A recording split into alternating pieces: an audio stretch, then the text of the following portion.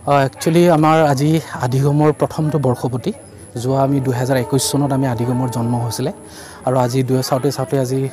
আজি আকৌ 2022 চনৰ আমাৰ আজি শিক্ষক দিৱস তো শিক্ষক দিৱসৰ লগত সংগতি ৰাখি আদিগমৰ আজি আমাৰ প্ৰথম বৰ্ষপতি আৰু যিহেতু আদিগম এটা সংস্কৃত শব্দ আৰু ইয়াৰ অৰ্থ হৈছে শিকি থকা আৰু আমি এটা শৈক্ষিক অনুষ্ঠান যেহেতু আমি যোৱা এবছৰ ধৰি আমি বিভিন্ন ধৰণৰ শিক্ষাৰ লগত জড়িত আমি কাৰ্যসূচী আমি কৰি আহিছোঁ সেয়েহে আমাৰ যিটো আমাৰ আদিগমৰ মুখ্য কাৰ্যালয়ত অৰ্থাৎ মূল ঘৰত আমি আজি প্ৰথমটো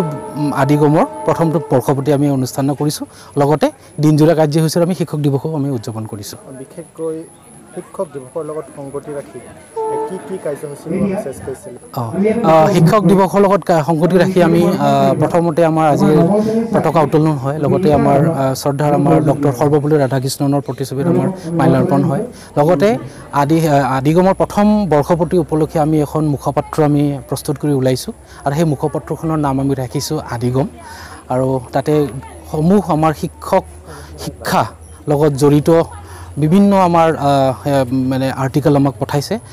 আমি খুব আনন্দিত যে আমাৰ ইভেন আমাৰ বাহিৰৰ পৰাও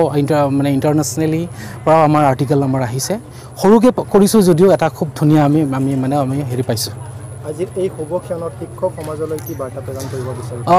মই শিক্ষকসকলক এটাই বাৰ্তা প্ৰেৰণ কৰিম যে ইংৰাজীত এষাৰ কথা আছে যে teaching is not just a profession it's a responsibility আমি শিক্ষাটো অকল আমি এটা